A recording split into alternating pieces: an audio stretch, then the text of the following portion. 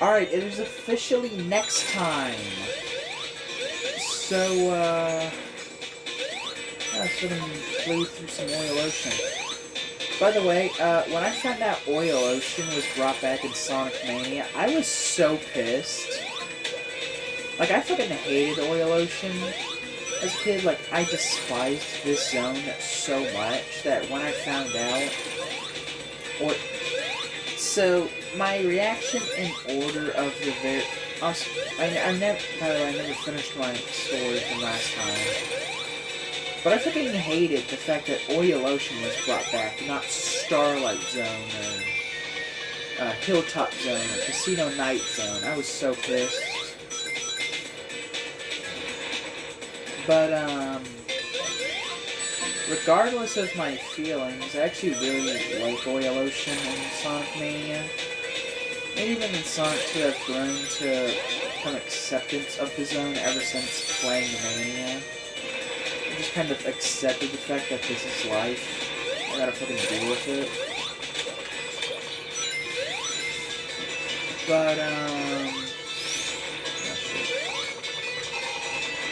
But, yeah, back to my story. I never beat Sonic 2 on Classic Collection just because, well, I was a dumb, stupid kid. I remember the farthest I got was Metropolis Act 3, but I never actually beat the game. I never got the Chaos Emeralds in it, I never beat the game. I never did any of that shit. Never did it as Sonic, never did it as Tails, never did it as Knuckles in the Knuckles version of the game.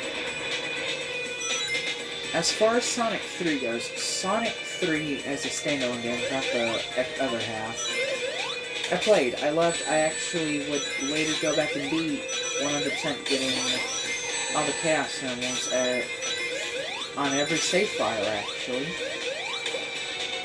Granted, I remember I would often delete those save files, just so that way I could, like, replay through the game from start to finish all over again. But, Sonic and Knuckles, I never beat. I tried to. I think I one time got as far as Sandopolis and quit because I fucking hated that zone. Like, I think I gamed over and just didn't want to, number one, I was tired. Number two, I didn't save state because I was a fucking idiot. Again, you had the ability to, like, save at certain points throughout the collection, and I just chose not to. Anyways, I hated Sonic and Knuckles. When I got Sonic 3, when I played Sonic 3 and Knuckles, which I always just refer to as Sonic 3 because if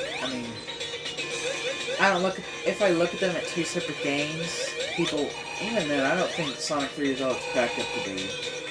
The first half is good, the second half is shit, and playing it together, they're just alright. They're nothing more, nothing less than okay. But, yeah, I never actually beat Sonic 3 and Knuckles for, like, the longest time, because, it's like, every time I got to Doomsday, I just struggled to actually beat it. Like, I struggled just to keep up my ring count, and I could never fucking figure out how to beat it. So I would just sit there and fucking struggle for hours on end trying to beat the fucking boss, and I just got so mad. Like, ever since then, every time I played the Sonic 3 on Classic Collection, I never got all of the Chaos Emeralds. I just kind of ignored them.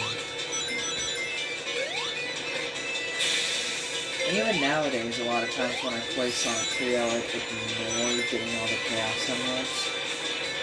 Like, I'll straight up ignore the Chaos Emeralds, especially the Super Emeralds. But, I remember the first time I ever beat Sonic, actually sat down and beat Sonic 3 was day one when Sonic Origins came out. I remember I was sitting there, I was playing the game, I was having a fucking blast with it. I sat down, I beat Sonic 1, all the Chaos Emeralds, beat Sonic 2, all the Chaos Emeralds, Sonic CD, all Time Stones. I didn't get Good Future in every zone, because I'm fucking fuck you. But I did get all the Time Stones, and I was so happy. Because that was the first time I ever did that. And then, like, with that new motivation, I played through Sonic 3. I got all of the Chaos Emeralds pretty fucking easily. I then went on and got all the Super Emeralds pretty easily. Now, I don't know a bunch of, I don't know all the, big ring locations in Mushroom Hill by heart, so every time I do play Sonic 3 and I get to Sonic and Knuckles, I always have to like look up a guide on where big ring locations are. But anyways,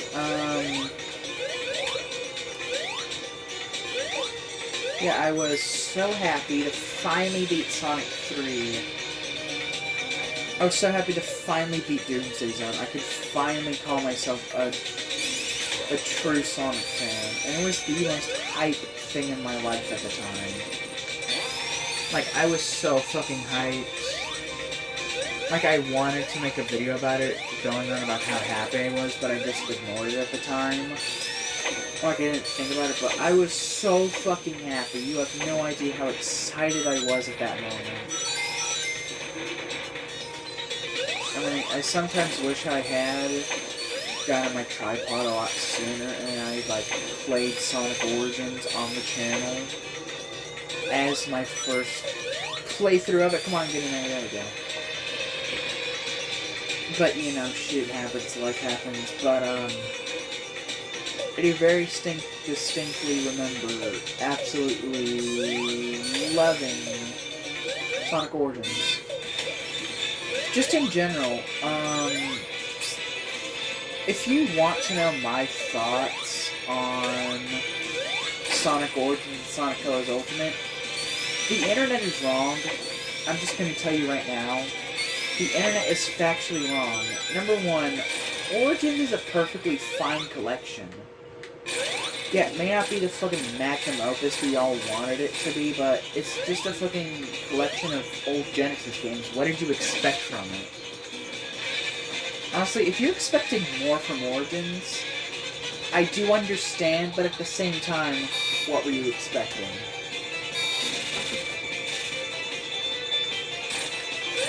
And to, I guess to maybe add insult to injury, well, not insult to injury, but,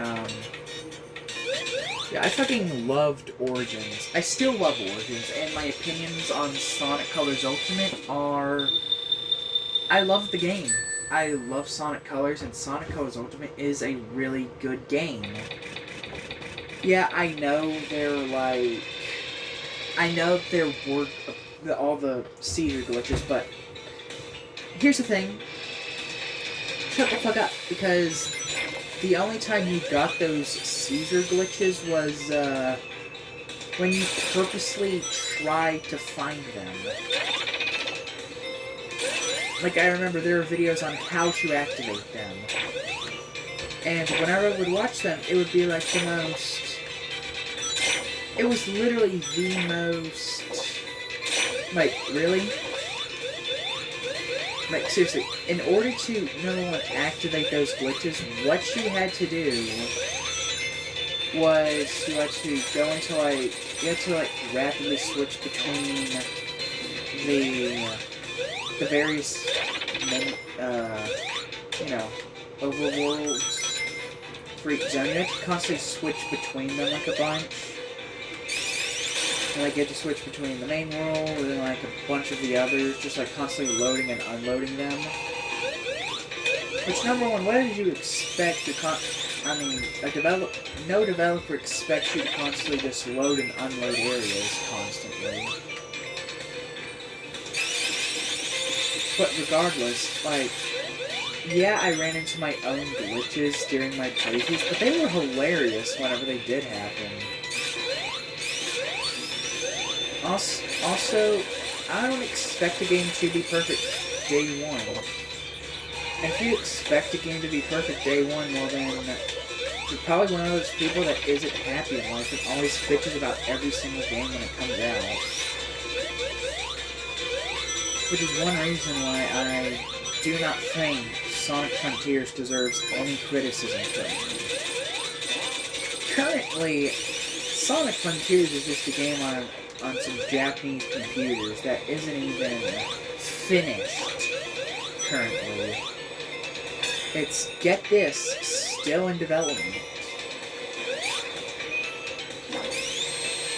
So anytime we get like new Frontiers gameplay or a new trailer and I see people bitching about it, like, number one, shut the fuck up. The game isn't even out, so how can you judge it?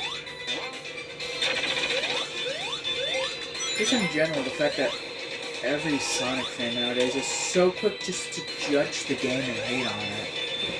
Because it's not living up to their unrealistic expectations.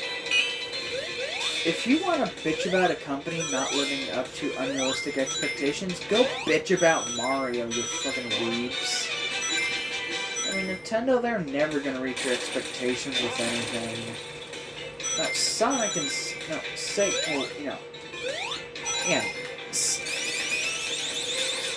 The only Sonic games that I've played that I can honest to God say were bad was Sonic 2 for the Game Gear, Sonic Advance 3, and Sonic 1 Genesis.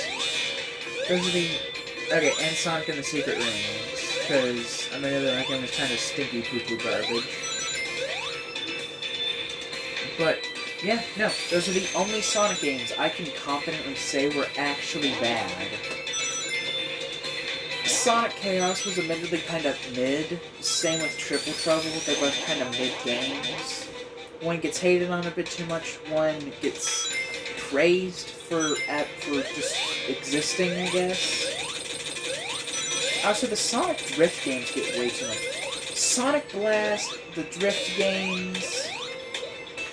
So many of the Game Gear games get hated on, and the ones that do deserve the hate, like Tails Adventure, I feel like don't get hated on enough. Like, I'm sorry, but Tails Adventure just isn't that good to me. Also, I feel like Metroid is overhyped. Again, I've played bits and pieces of Metroid games. I played a demo of Metroid Dread and was not enjoying what I played.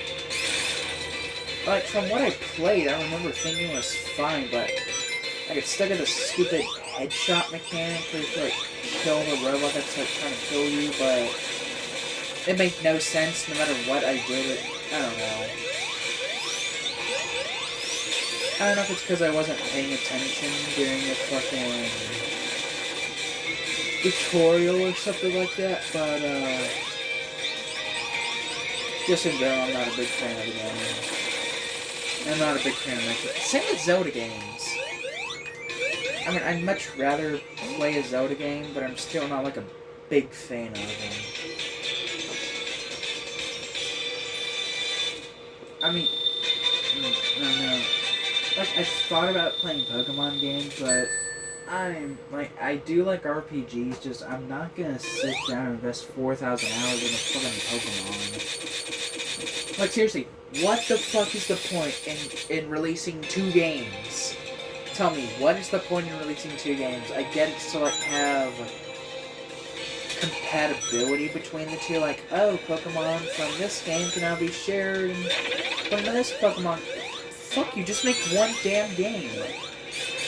Make the shareability between players, not like a mandatory feature if you're a completionist.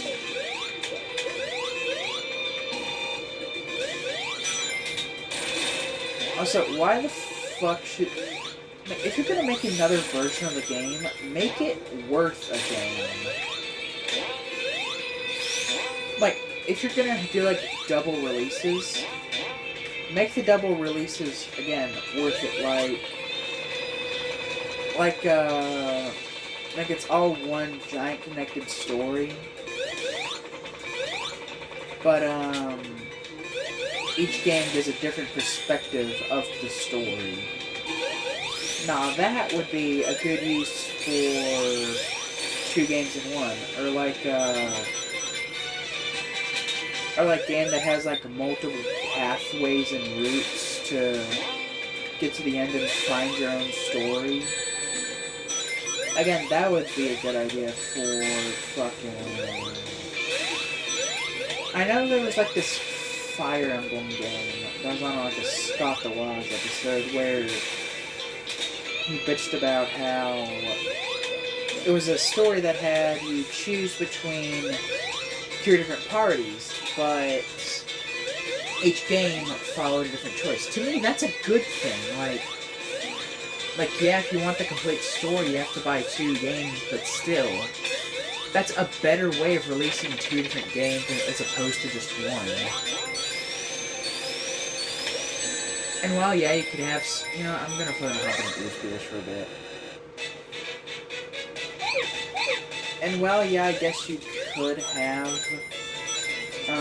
like, both games start off the similar, but instead of giving you a choice, they just, like, drop you into your choice. Like, as soon as you get to that part of the story, like, it just goes through the choice. And then the other game, you don't go through the choice. Like, the other game, you take the other option. That's what I'm trying to say. But my brain is currently befuddled. Like how it is.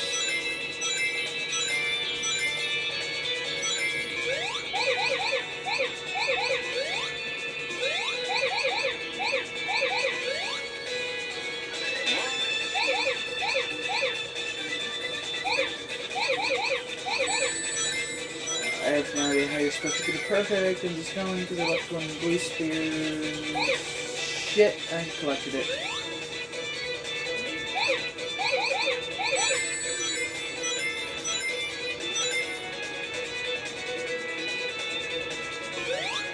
It's just like, shit, fuck, I almost had it, and there was that one back there that I kinda just got. I'm a fucking ass. Well, of course, Yuri spawned.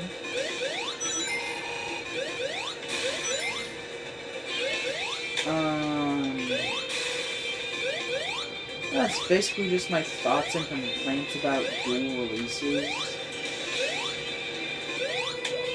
And again, imagine if Sonic Adventure 2 was a dual release. Well, we get Sonic Adventure, a Hero's Mission, and then Sonic Adventure 2, a Dark Origin or some shit. Like, would people still give a shit and consider Sonic Adventure 2 one of the best Sonic games ever?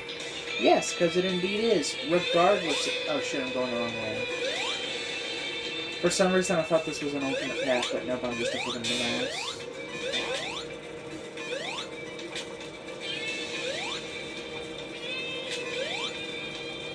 There we go. I don't want to fire. Honestly, the lightning shield is probably more useful in most cases. Just being honest here, I do seriously much prefer the lightning shield.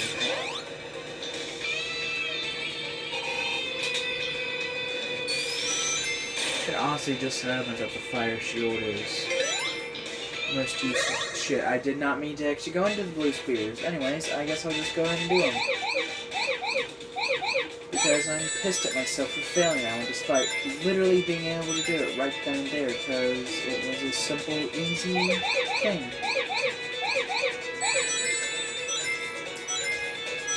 And I'm starting to lean towards the idea of playing through and getting all perfects on the fucking Blue Spears. I suppose I could, like, say Blue Spears and treat it as its own separate video series if I really wanted to be lazy and just crank out videos. Now I'm gonna do that whenever I get to Origins and play their version of Blue Spears.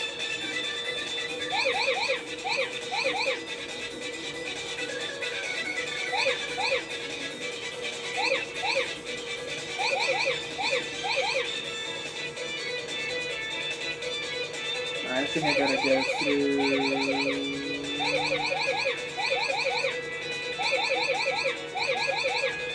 Nope. Ah, here it is, right through here.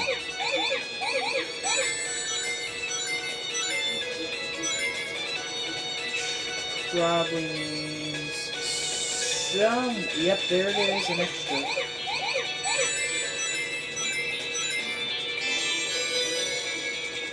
I just gotta find that last patch, things. Blisters. Shit, and I'm stuck running in a circle.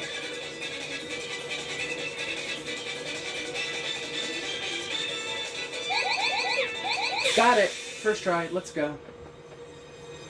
Anyways, any of you seen the poster for the Mario movie? Again, by the time this video comes out, like, it'll be such irrelevancy that it won't matter, but I think it looks ugly as shit. Like, I know people are saying, oh, it's not another Sonic movie. No, it is another Sonic movie 1 situation, because... Or whatever, last time a studio was allowed to make an ugly...